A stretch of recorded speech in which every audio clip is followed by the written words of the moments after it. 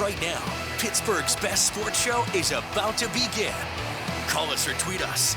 We've got things to talk about on the Ireland Contracting Nightly Sports Call, powered by FanDuel Sportsbook.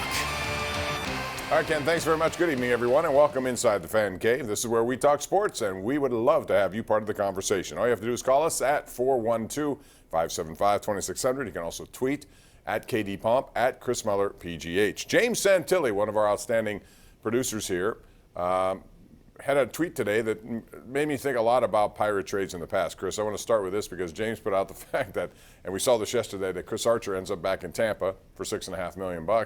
So that trade goes, Tyler Glasnow, Austin Meadows, Shane Baz, for Chris Archer, who's now back and joining those four.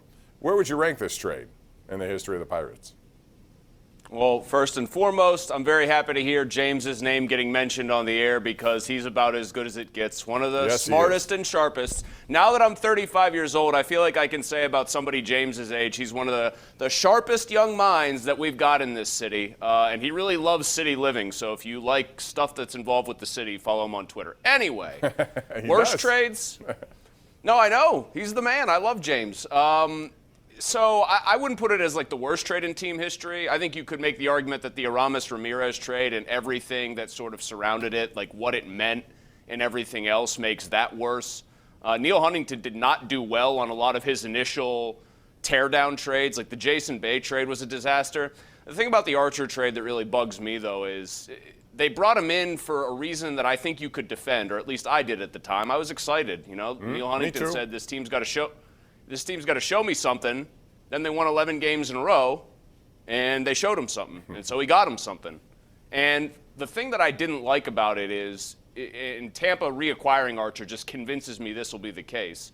They gave up a ton, broke the guy themselves. Tampa fixed all their guys, specifically Glasnow.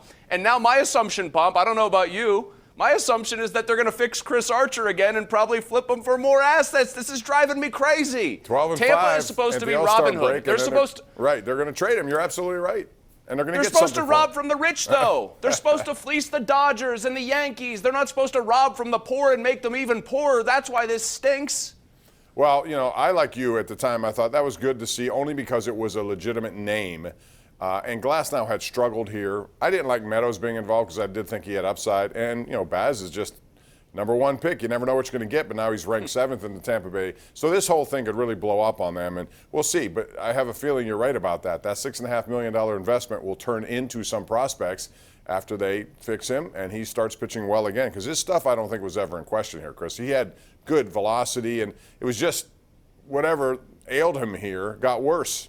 But I still think he could be a serviceable pitcher in the majors.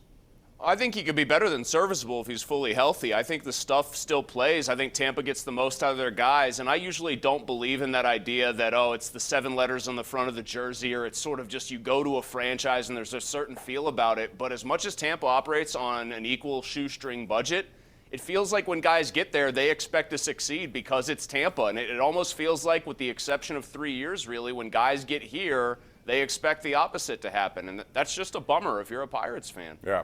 If you're a Penguins fan, bummer to hear that John Marino is on a COVID list. They don't play till Saturday. But we also have our Tri-State Office Furniture tweet of the night, and we're going to play it early for you just because it's topical today. And it comes from Bob McKenzie at TSN, who writes, scratch New York Ranger Assistant General Manager Chris Drury as a candidate for the vacant Pitt GM job while he was viewed as a top prospect, and the Penguins had asked for permission to talk to him. Drury informed the Penguins today that he's not interested in leaving NYC or the Rangers at the time. What does this say to you, Chris, about what this job is viewed like from a national or global perspective? Because I think we all think, with Crosby and Malkin, even though they're getting up there, it's a chance. But to see a guy like this who may have an opportunity, and he is in the talks right now to be someplace, why wouldn't he take this job? There are only, 31 of them? Well, there are only 31 of them, but I think he pretty much feels like he can get a better one. And I know that I'm Mr. Doom and Gloom and Mr. Negativity here when I say things, but what are you getting from Crosby and Malkin? You're getting not even the back 9, Bob. What hole are they on, the 14th or 15th hole? Maybe Malkin's on 16 and he just hit one in the water with the way he started this season. So you're not getting the primes of those guys. They have, to their credit, and I'm going to say this, they've, to their credit, tried to lay as many golden eggs with the goose of Sidney Crosby as they can, but that means there's nobody in the farm system. Now that Pierre-Olivier Joseph is up and he looks great, there's very little behind him. There's very little draft capital. I don't think it's a good job. And the Penguins, by the way, won't spend to the cap unless they make continued deep playoff runs every year. So I don't think it's a great job, and people need to sort of reconcile that in this town. It might be the last 15 years it was great, but moving forward, it does not look all that rosy. Not at all. Well, those guys got to get it together on 5-on-5 and special teams. There's no question. We're going to take a break, and since Chris brought up golf, and he has, I think, a golf shirt. Either that or Celtics or Timberwolves. I'm not sure what you have, or Milwaukee Bucks. What is that? I can't see. Oh, that's Fatheads, my friend. Okay, now we're doing sponsor stuff. Okay, never mind. I want to ask you about golf, the waste management, which I always like because you see a lot of wasted at the waste management, except this year you won't. We'll talk about that tournament and other stuff. Call us, 412-575-2600. This is the Ireland Contracting Nightly Sports Call, Pittsburgh CW.